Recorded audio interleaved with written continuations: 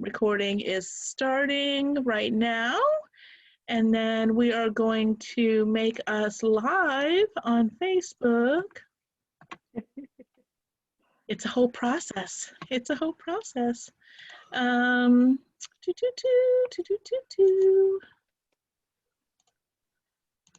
Convention and go. You would think that once we did this once, you could just click the button and it would be done and you would be on and it would be finished, but that is not the case. So, is it up here? Yes, we want to go live and go live and we should be good. Yay! So, yep, it says it's setting us up for Facebook Live. I don't believe it. I believe we are already live. I don't think it's setting us up. I think it's already done. So, seeing as how we are already done and we are live, I am Jennifer. I run the Coastal Magic Convention, and we are having some chats leading up to our weekend in February with some of our featured authors. And tonight we have Sasha Summers and Layla Reyne and Jeanne Adams, and we are going to talk about holiday stories because we are upon the time of the holidays.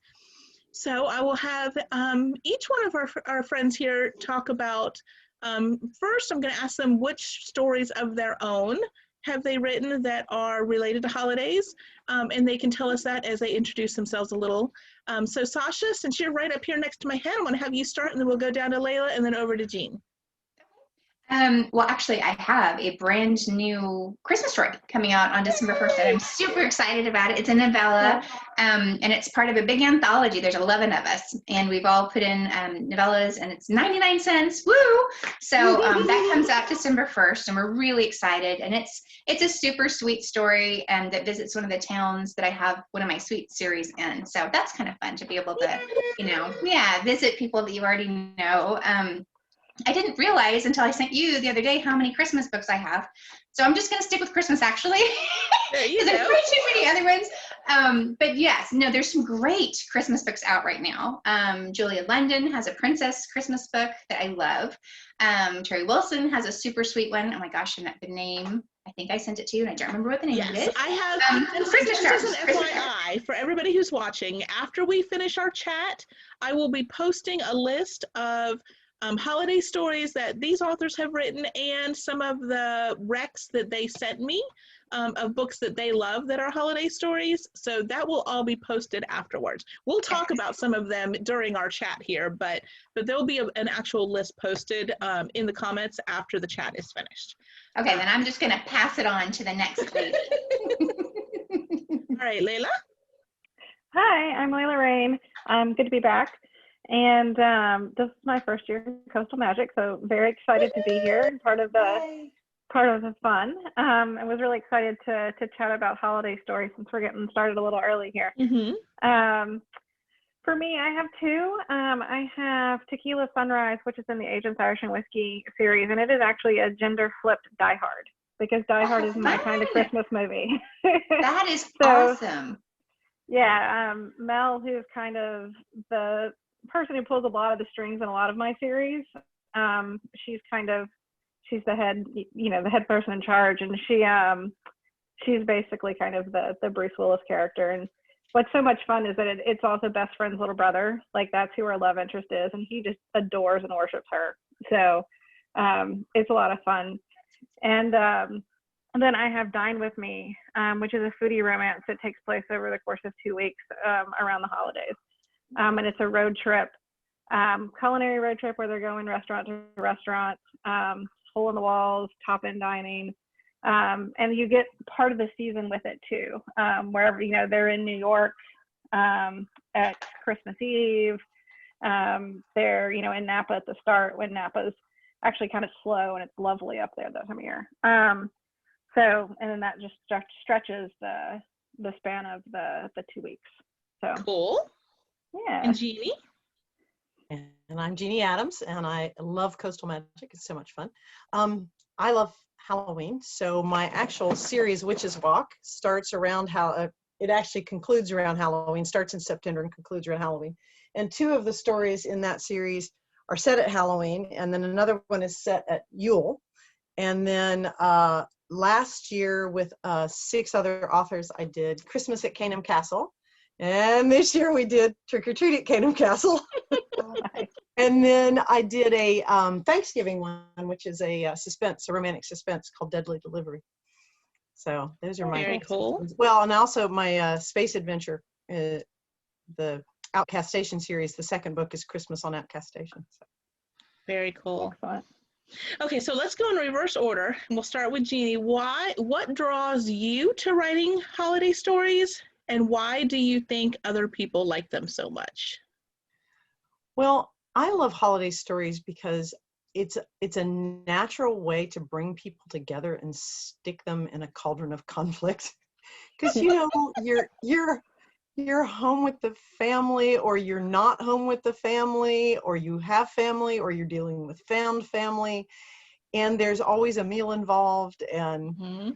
there's a certain thing about holidays that puts you in an emotional state already. Mm-hmm.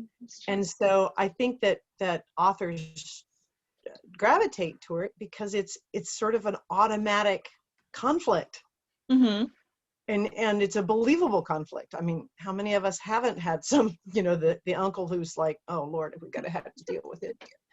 And so, there's always something at the holidays that comes up, and that's already automatic. And so it's fun to then put your characters in that conflict space and add just one more burden to their conflict. Oh Lord, yeah. Yeah. Layla? I think Jeannie's totally right, that you just get that automatic build of conflict. And I, as a reader, like the fish out of water trope, and you can get that a lot with holiday stories, that someone's, they've left and they've come home, or they're going to somebody else's, I know right now, particularly like the fake husband, fake boyfriend, fake girlfriend, that is one of the big tropes right now. And so like, oh, you have to come with me to my holiday, my family holiday party, and it's just madness. And it's a lot of fun that way. And I also like kind of flipping it, like doing something different with the holiday. I think Jeanne said, doing a romantic suspense at Thanksgiving. I've got one that's at Christmas. And so it's, you can take them and flip it too and do something fun.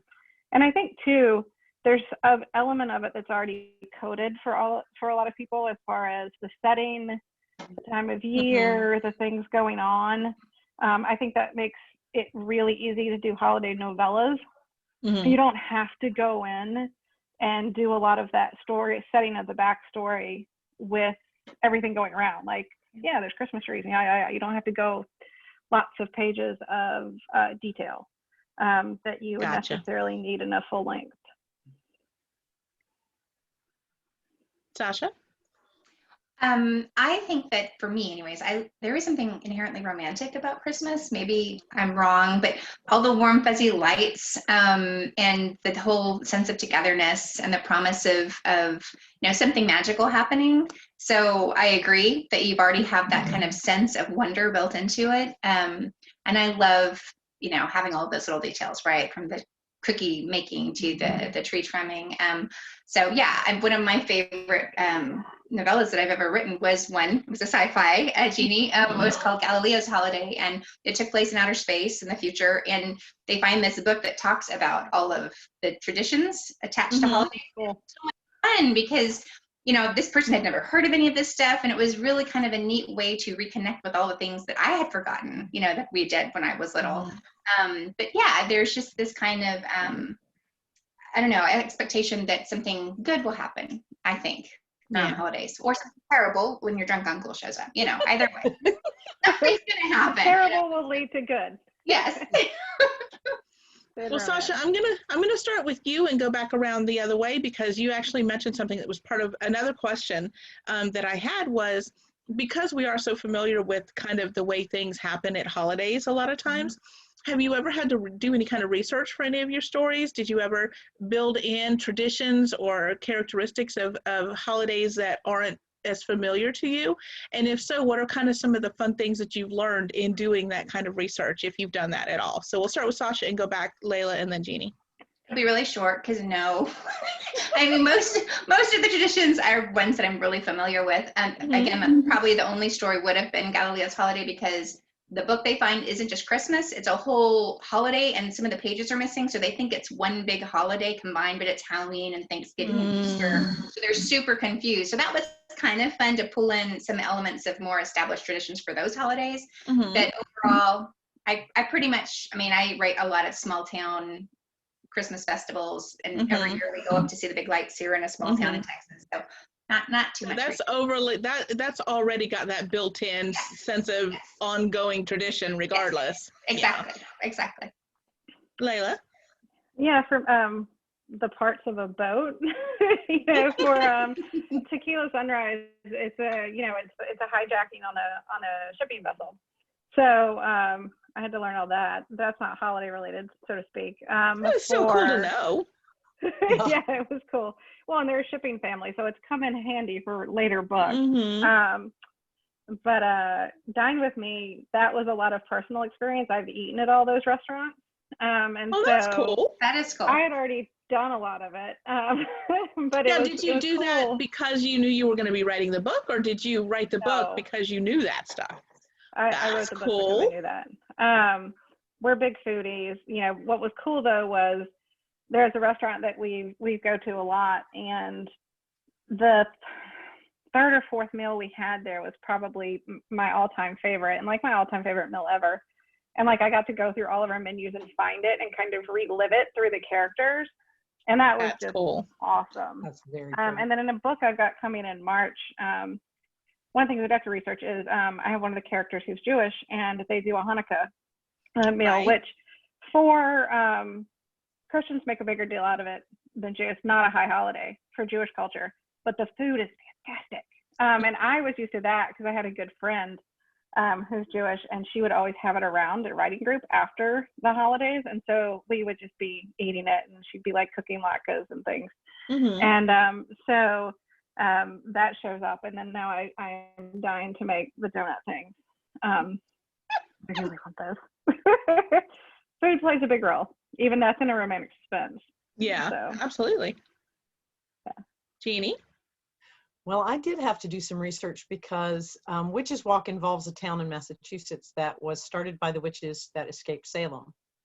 Okay. So I had to really delve into what Halloween means as the wheel of the year and the first Sabbath, and then Yule, and had to do a lot of research on Yule. And ironically, so many of our Christmas customs are actually based on the pagan Yule customs. Yeah, absolutely. It's really amazing when you start looking at it going, wait a minute. Yeah. For the Thanksgiving one, I didn't have to do so much research because that's an American holiday, but I'm going to do one set around St. Patrick's Day. And I have to really delve into where some of the pagan stuff comes in to St. Patrick's Day versus all the Christian. So right. I'm actually really looking forward to diving down that rabbit hole. That'll be cool. Well, and just within the United States, depending on which Irish American community you're talking about, the St. Patrick's Day traditions are quite different. Well, that's actually going to be really fun, Layla, because it's in Boston, and so I get to go back to Boston and do some research. Oh gosh, I have to go to Boston for St. Patrick's Day. Darn. I've been to New York for St. Patrick's Day. That was fun. Yeah. And I was in Savannah for St. Patrick's Day multiple times. That's fun too. Oh, that's a rockin' one. Who'd have thunk? I didn't know that. Really? Yeah, totally. Savannah? Oh yeah, it's the third highest Irish population in the country.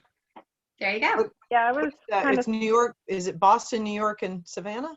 I think so, or at least it was when I was there. I don't know if that's still the stat, but 10 years ago when I went like 3 years in a row, it was the third highest in the country. Cool. Yeah, it was a lot of fun. I had family that still lives right in that area, and my brother-in-law at the time owned a restaurant right on one of the main streets. So we always had a place to escape to from the middle of the crazy. Yeah, That's nice. That is it's very nice. ridiculous there on St. Patrick's Day for Yeah. sure. But it was so much fun. Okay, so when people think holiday stories, a lot of times they default to Christmas and Halloween. Those are the two that you generally see a lot of the stories written for. Do you have any favorite stories or stories that you've written yourself? I know Jeannie mentioned Thanksgiving a little bit in one of hers. Any stories that you've written yourself for any other holidays, or stories that you have read and loved from other holidays that are not like Christmas and Halloween focused? Sasha? I have, Dog Heart Sweethearts is a Valentine's story. Mhm. And it takes place around Valentine's, and it's kind of this little weekend festival with a dog adoption involved, of course, because dogs and Valentine's Day, it's a natural fit. Yeah. But I think that's the only, I mean, I've had like a couple that were written around 4th of July, but we didn't actually say 4th of July. It was just like the fireworks during the summer kind of thing. So, but that's really the only other holiday. Well, I did the Thanksgiving one, but I also did one at New Year's. And I pulled that one down to edit and reissue it, so it's not out just at the moment. But so it covers New Year's traditions, and I've read a couple ones at New Year's that were really super cute and fun that I enjoyed. Which, of course, I can't call to mind at the moment what the names of them are, but That's okay. We can find them. One of my favorite series going right now is Erin McClellan's So Over the Holidays series. The family's last name is Holidays. And each of the books is around one of the holidays, and it's clear some of the couples are MF, there's an MM, and then there is an FF. The FF is called Party Favors, and that's coming December 1, and that's New Year's. But she's got Stocking Stuffers, which is Christmas, like snowed in. It's great. And Candy Hearts, which is Valentine's, and then Bottle Rocket's my favorite, and that's the July 4th one.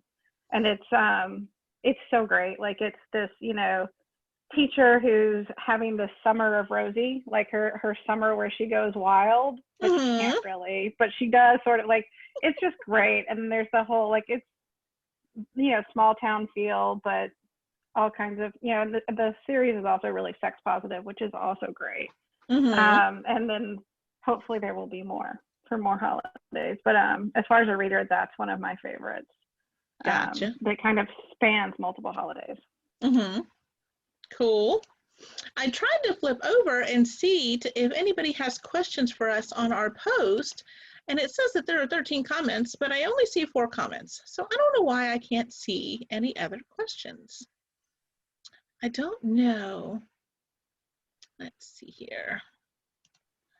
Maybe if DeLorean is looking in the comments and can just text message me if anybody has questions, that would be great. Because apparently it doesn't want me to see questions from people. So whatever. Another one question from me is I know Layla has food in her books. I think Sasha has some. I'm not sure if Jeannie's got, I don't remember. Yeah, I was going to say, I think I remember. I was wondering if you ever posted your recipes from your books, from your holiday books. Do you post them so other people can make the food in your books? I have on blogs before, but I don't have them like on my website, but I have posted them for blogs before. Gotcha. I was gonna say newsletters for me. Newsletters? Once or twice I've sent out. Yeah. Cool. Same. Newsletters, blog, and there may be a recipe book in the works. There might be. It's possible. There might be. Okay. Yeah, because I had, particularly the last drop, had a bunch of, it was a chef and a bartender.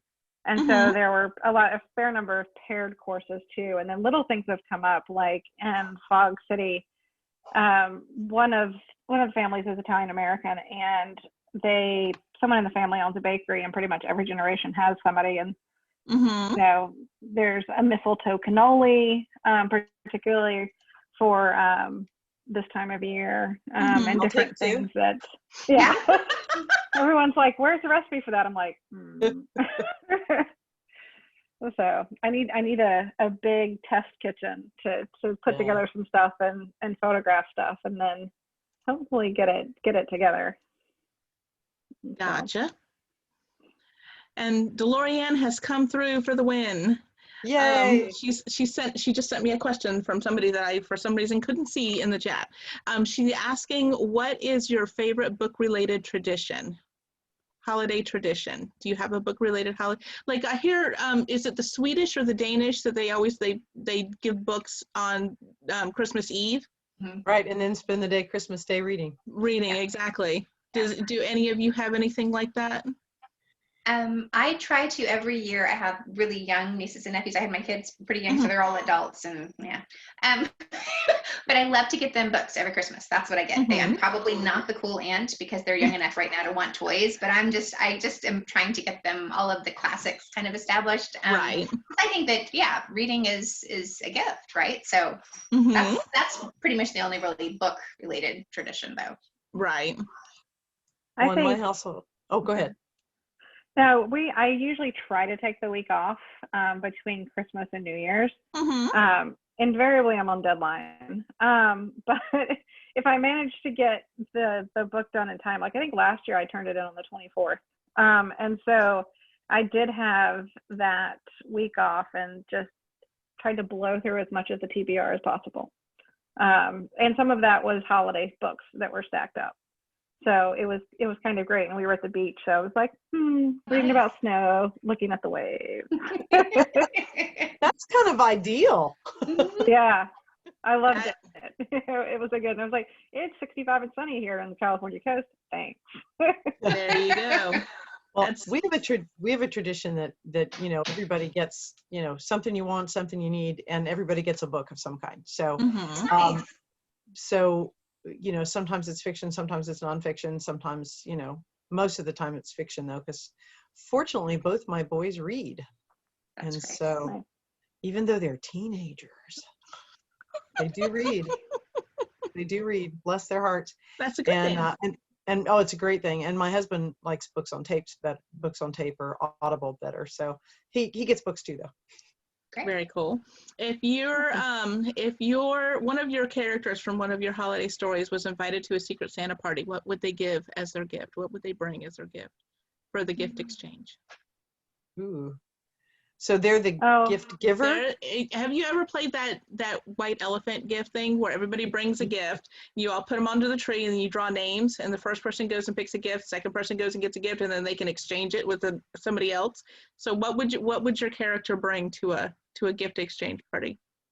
Oh gosh. They would have something very specific. Something that would be suited to their personality. So this is based on an actual story. My mom was a teacher, and so the character in my current story, that novella that's coming out, is a teacher. And when she inherited her classroom, in the back of the classroom was a storage closet, and it hadn't been cleaned out by the person before her, and so she was going through it. And in it was this taxidermied Rikki Tikki Tavi enactment. It was a cobra striking at, what is Rikki Tikki Tavi? Mongoose. Mongoose. So they're in like this death match in taxidermy form. So my teacher would totally take that to the white elephant just to throw people off, because she actually, my mother, she's got a great sense of humor, left that in the cabinet. Just so whoever opened it would have that joy bestowed on them. Where does that come from? I don't know, but that's what is amazing. Probably from the teacher before them, and then the teacher before them, and then the teacher before them. They just left it. Yes. You have to, right? So. Well, because what do you do with that? I mean, really. I'm assuming at some point they read the story. Otherwise, there's no reason for that to have been there. But Can you imagine bringing that for show and tell? No. Well, I guess you could talk a lot about Rudyard Kipling, but. Does anybody else have any ideas what their character would bring? My character in the last year's Christmas at Caneham Castle is actually from my Witches Walk series, and she is a bee expert. So she's convinced the Earl of Caneham to up his game and produce bee and honey and wax products for the castle. So I think she would probably bring a gift basket of honey products. That would be very cool. I would like to get that gift. Just as an FYI. I would like to get that. I think Danny, who is Mel's love interest, I mean, they are Irish American family, so I'm fairly certain it would be Irish whiskey all around. And just to there you balance them go. out, Melissa would be bringing the tequila. Mhm. And probably knives and MMA gloves. That would be your other things. You know what? Some people would love that. And then I think, both Miller and Clancy, those are the two from Dine With Me, some foodie thing, right? Like something, some kitchen gadget. So Miller would be the one who was like, it must be multi-purpose. And Clancy would come out with here's a truffle shaver. It has absolutely one purpose, and that's all it's good for.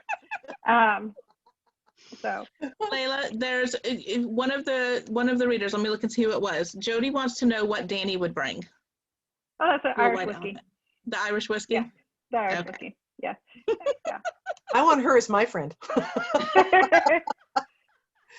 So Danny would totally, or something totally too extravagant. Like he's the one who just will kind of go over the top, and he would totally be the one who would go over the top in the gift giving department, because he's kind of the cinnamon roll of the whole bunch. So he would do the most. So yeah. So what would you give as a gift to one of your characters if they were a friend of yours? Oh, wow. Just pick one. Well, pick one from any of your stories. What would you give them as a holiday gift? oh my gosh. That same character, I'd give it one of those really big fleecy throws, because she's from Haven Harbor, which is in Massachusetts, but she's living now because she's going to live in an English castle on the Welsh Marches, and she's always cold. There you go. There you go. Nice big comfy blanket. Who doesn't want a nice big comfy blanket? Oh yeah. Seriously. I would probably give Dante/Chris a motorcycle helmet, since he's incapable of apparently wearing one. And he drives a Harley. So, his sister in the story keeps trying to give him one, and he invariably it's gone the next day. Like, here, have a helmet like you're supposed to do. There you go. That works. Yeah. Practical and sentimental. Save your noggin. Yeah. Well, I guess I have a naughty book called Christmas in His Bed. Super subtle, I know. So I would say they should get condoms. Let's be responsible, right? I mean, so not at all emotionally or sweet, but practical. Hey, flavored green and red condoms would be There awesome. you go. Peppermint. So maybe like candy cane stripes. Yeah. There you go. Perfect. Think alike. There you go. There you go. Get some Santa cups. There you go. That works. And ironically, she's actually in like candy cane stripes stockings on the cover, so that's perfect. It's coordinated. Awesome. Okay, so we're hitting the 30-minute mark. So I'm gonna ask is it my last question? Let's see here. I think this is my last question, and then I'll take another peek and see if there's anybody else asking questions in the group. My last question is, what is one of your favorite personal holiday memories? And it doesn't, like I said, it doesn't have to be necessarily a Christmas memory, but a holiday memory. What is one of your favorite personal holiday memories? For me, it is the meal I talked about earlier. That was New Year's Eve. I think that was the night before New Year's Eve. And then we went back the next year for the New Year's Eve party, but like literally the best meal I've ever had in my life. And Very everything cool. about it was over the top, and everything was the best that they had for that. And then the next year when we were there for New Year's, like it's awesome because it's this very, I mean, we're friendly with the staff and everything, but the restaurant, you have to wear a coat and it's, white tablecloth and everything. But New Year's, there's music playing, there's balloons, like it's a party for everyone. It's the night before they close, before a 2-week closure. Right. And so it's a last night and a party for everyone, and that's so much cool. fun. That is cool. That's really cool. Yeah. Am I the only one that calls the Eve of something the Adam, like Christmas Adam and New Year's Adam? Because you get Eve is the night before and Adam is the night before Eve. I don't remember where years ago I heard that, and so now that's just always a thing. And when you said it was the night before Christmas Eve, my brain just went, it was Christmas Adam, or New Year's Eve, I was thinking New Year's Adam, and I was like, I bet nobody else does that but me. but no, I've never heard it before. I wish I could remember where I heard it originally, but it was so many years ago. I couldn't even begin to tell you where it was. Yep. Okay, so who else has a memory they would like to share? I have one that's kind of fun. So I've always loved Halloween, absolutely, since childhood. I adore it. And so I'd always had a big Halloween party. Mhm. And even when I moved up here to the DC area, I started getting to know people, and I thought, well, I'll have this Halloween party.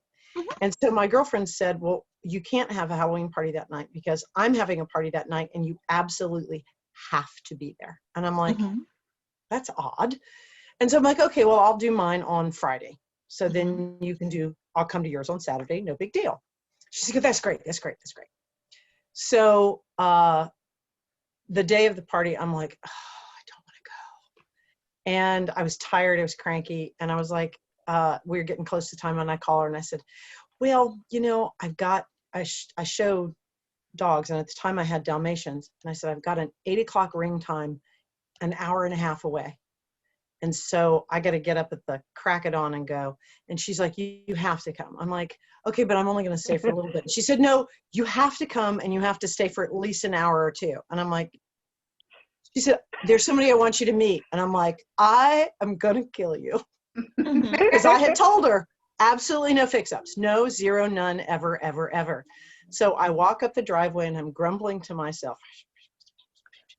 And there's a guy walking up the driveway in front of me, nicely dressed, bottle of wine. And I'm thinking, see, all the good ones are taken. Probably went back to the car to get the bottle of wine. All the good ones are taken. He holds the door open for me. I'm like, see, all the good ones are taken. What the hell? So I go into this party, and I am just cranky. And it's Halloween, and it's fall, and it's all the stuff I love, and I am still cranky. And I start talking to this guy, and I'm thinking, if this is who she wanted me to meet. Oh, so I go to her and I said, okay, I'm done. I'm going now. She said, no. You can't go before you meet him. And I'm like, well, I know most of the other people, and they are not single. She said, no, come here. And I'm like, it's the guy walking up the driveway. And I've been now married to him for 22 years. So. Oh, That's awesome. That's where I was That's a hoping that holiday story was going. okay. And he and I were both, Mine's we were both so cranky, and neither one of us wanted to go. Because neither one of us wanted to be fixed up again. Mhm. awesome. So now, that's awesome. now it gets to be the Addams family Halloween party. So There you go. Awesome. That is awesome. Have y'all ever dressed up like the Addams family? oh yeah. I was gonna say. No. The funniest year though was the year that we dressed up as a Scottish couple. I don't know what possessed us, but he got the full kilt and the whole rig and everything. Wow. And I had a black dress with a tartan sash and a red wig. Well, I answered my own front door, and people didn't know who I was. Cool. It was the best thing ever. They're like, so where are Jeannie and Ralph? Oh, they're in the kitchen. Mhm. That's cool. Had much fun with that. People did not recognize me all night. That's fun. That's fun. Yes. Our family tradition is just gingerbread house. We make one every year. I've made one every year since we were little. And my it's always just kind of this big frosted gummy worm mess. How do you keep the frosting to make the pieces stay? All my pieces always fall down. It is a feat of engineering. I will try to record some of it this year, and I will send it to you, because inevitably Excellent. it does kind of list to one side. And then, when my kids were little, they would bring in like their fake dinosaurs and pretend it was attacking it so it could just fall apart, and then there would be a reason for it. But yeah, no, Right. it's never like beautifully assembled. It's either always the frosting is too thin and it just looks like a gooey toothpaste mess, Mhm. or it's too hard and nothing sticks to it. So I never can get it just right. I have a great frosting recipe. I will send it to you. Please And it's do. yummy too. It's really yummy. So it's great And glue. we'll post it. Set it up so that we can Okay. post it with the video. Okay. We'll do. Good, because Okay, I'll cool. try it again this year. The last time I tried it, I had the same problem Jennifer's talking about. It's like, Mhm. I'll see if I can find a picture of the kids doing it too, because they were so cute and little, and they're always so proud of Yeah. it, so. Well, somebody else did send in another question. So I will, well, first of all, DeLorean is taking credit for Christmas Adam and New Year's Adam. Apparently she said it and I stole it from her, so I apologize. Also, another question, which will probably be our last question for our chat here, is that if stories are coming out during the holiday that they're intended to represent, a lot of times you're writing it not during the holiday that they represent. So what do you do to get yourselves in the mood to write that particular holiday story when you're not in that holiday? Is it music? Is it setting? What do you do to get yourself in the mood to write that kind of story? Yeah. Sasha, yes. I would say music definitely helps. And then I also love Pinterest, or I'll even do like an old-fashioned vision board just so that I have something to kind of keep me grounded in that world. Gotcha. I mean, for me, I'm usually writing, like the couple of the times I did Christmas stuff, I wrote it when I was so sick of the summer at that point here. You know, never ending summer in California. And so it's just like, just some different kind of weather. It was so wishful writing. Yeah. It's wishful writing. Yeah. Well, For me, that's really cool though, because then you get to write what you're hoping for. Mm-hmm. Yeah. Which is Yeah. really I mean, when I wrote Dine With Me, it's like, oh, I'd love to be, over there, on Martha's Vineyard at Christmas. That would be delightful. I mean, it's snowing. I don't want to live there, but it'd be nice just to see it and have that winter wonderland effect, because Right. I'm originally from North Carolina. I've never had that anywhere. Gotcha. So that's so cool. So am I. yeah, We're in North Carolina, Charlotte. near Winston-Salem for me. Oh, okay. Yeah, no, I was in Charlotte and then I was in Raleigh-Durham for 7 years. So up in that area. I was in Raleigh-Durham for a long time too. I worked for the Research Triangle Park. Oh, cool. Yeah, no. So I was in Carolina, then Duke. So. Well, so for me, a lot of times, first of all, I never have a trouble getting in the mood for Halloween. I am not at all surprised about that. I know you're sensing the recurring theme. But for Christmas, a lot of times I will start a Christmas story for next year now. Because there you go. I'm in this season, I'm decorating, and if I have an idea, I'll just sort of start it and rough it out and everything, and then by the time I'm ready to start writing it again, I can get back in that space. That's a good idea. That's a really good idea. But it's I do almost love, like you plan these things or something. but I do love actually putting the Christmas music on and doing like Sasha said, and going through Pinterest and all. That's so much fun. Yeah. For me, it's also cooking. It's the food. Oh yeah. Like there are times where I'll go and I'll, okay, so it's set here. Let me go make something that's kind of that holiday oriented to get in the mood.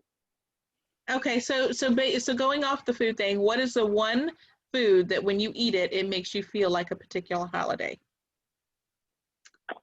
Butternut squash soup for Thanksgiving. Cool. For me. Okay, so gingerbread is like a huge staple because we only make it at that time of year. Right? Yeah, and then my mom, if she's with us, she actually makes all of it by hand. Beef Wellington, from the mushroom dessert to the puff pastry to she's a chef and she's Italian, so I mean she's gonna like and she, oh my gosh, I could just eat beef the puff Wellington pastry for what? For Christmas. For Christmas. Okay. If she's with us, and she's gonna be here this year. Nice. So I'm gonna have to hit her up for that. I know. But oh yeah, it's amazing. And it's like a 3-day process because you have to hand squeeze these mushrooms through this certain kind of cloth to get this certain juice. I mean, it's worth it. It's well worth it. So cool. Jeannie? For me, it's pumpkin pie because that starts at Halloween and goes right on through Christmas. Yeah. But then it's gone. Yeah, so that's true. Yeah, it's pumpkin pie for me. But Sasha, I made one of our Christmas traditions that we unfortunately won't be able to do this year is we generally have a big, huge crowd of people Christmas Eve. Not Christmas Adam, Christmas Eve. And so, and it's a lot of times it's people who their kids are with the other spouse, like that day or whatever. And so we had 17, 18 people. Well, everybody knows that I'm going to try some new recipe that I've never done before on Christmas Eve. And if it is a complete disaster, which in the history of doing this has happened 3 times, I think now, we order Chinese. But a couple of years ago, I made beef Wellington. And I had decided to do this like 5 days before the event. Yeah. So you guys are foodies, you know. So I go to the butcher and he says, "Oh no, if you ordered that, you had to order it a week and a half ago." Yeah. So I said, "Well, what can I do?" He said, "Well, Costco might have it." Yeah, Costco might have it. The tenderloin. That big. Yeah. So I cut it in half because the first instruction is brown the meat on all sides. Well, there's not a pan big enough for. Yeah. Not for that one. Yeah. So they ended up looking like these bundled up babies. They were like papooses. And my husband comes in the kitchen. I am literally practically rolling on the floor laughing. And I'm like, I don't care if these are terrible. This has been too fun to do. Fortunately, they were good, and I didn't waste all that fabulous tenderloin. Yeah. Oh, wow. That's awesome. Funny. My hat is off to you. I would never even attempt it. If she's not around, I don't think I could do it. It's such a process. So It really was. I was really kind of shocked. But I tell you what, having the backup of Chinese, though, to order actually takes the pressure off, right? Because and everybody who comes knows they have permission to go, could we order Chinese? The fondue was the worst one. That was the worst one. Oh boy, all of us sort of looked at each other in concert and went, time for Chinese. Believe that in the 70s. That's funny. Oh my gosh. Oh my gosh. Okay, ladies, our time for our chat this evening has come. But I do want you all to have a chance to let people know what you have coming up the rest of this year and anything that you've got coming out before Coastal Magic, so they know what to look for you before our weekend. So why don't we start? We'll start at the bottom with Jeannie, then go to Layla, and then up to Sasha. Why don't you let everybody know if you've got anything else coming out the rest of this year or the beginning of next year to be hunting for you? Well, I should be able to get the Amazon and Barnes & Noble willing, the New Year's Eve story from the Witches Walk series back up, which is called Crashing Through the Snow. And I should have something new by Coastal Magic, but I'm not going to jinx it by saying so. Okay, so we'll keep our fingers crossed for that thing that might happen. Yes, please. Okay. For all sorts of reasons, keep your fingers crossed. Yeah. All right, Layla? So just out is a freebie that's Nick and Cam's wedding. So Nick and Cam from Trouble Brewing. Long overdue. Sorry about that. But that's out, and that's a freebie. First two things in the year are secret projects, which I can't give all the details on, but one features Jeremiah from Variable Onset. Totally hilarious. It's funny. It's the kind of mystery you would expect Jeremiah to be solving. And so I had a blast with it. It was after a year of being completely thrown off my writing game to sit down and write something fun. And it came out in like 15 days. It was like, wow, that's cool. Yeah. And then the two Fog City spinoffs. So Holt's story and Helena's story. Very cool. Very cool. Sasha? Well, Christmas actually, like I said, the anthology. So that comes out on the December 1st, you said? Yeah, December 1st, and 99 cents. And then in January, I have the second Kings of Country book coming out, Song for a Cowboy. Super excited about that. Just got all the marketing stuff, and I'm over the moon. And then I have a new series coming out with Harlequin before Coastal Magic, and I believe the title is called The Ranchers Forever Family, I think. That's what they decided on, but I don't know. The series is going to be Texas Cowboys and Canines, which I love because that's cool. Cowboy, so I'm like, yay. So that's coming too. Oh, fun. Very cool. Well, thank you very much, ladies. This was fun. I'm so glad that you had a few minutes to chat holidays with me. And like I said, for everybody that's watching, we are going to post a list, or I will post a list of the stories from each of them that are holiday related, and then also some of their recommendations of other stories that they like from other authors that are holiday related. So that will be in the comments section, not immediately, but very close to immediately after the end of this. And then we will have some posts. I know we're going to get a recipe, I think, from Sasha. Yes. And you want my gingerbread recipe too? Because it's amazing. Yeah. Yes. Okay. Yeah. So whatever else anybody wants to send, we will post those things as well. Sounds So good. watch the comment section for those things coming soon. And that does it for us tonight. Thank you very much. I Happy enjoyed Thanksgiving. that, and we will Thanks, see you everybody. next time. Bye, guys. Bye.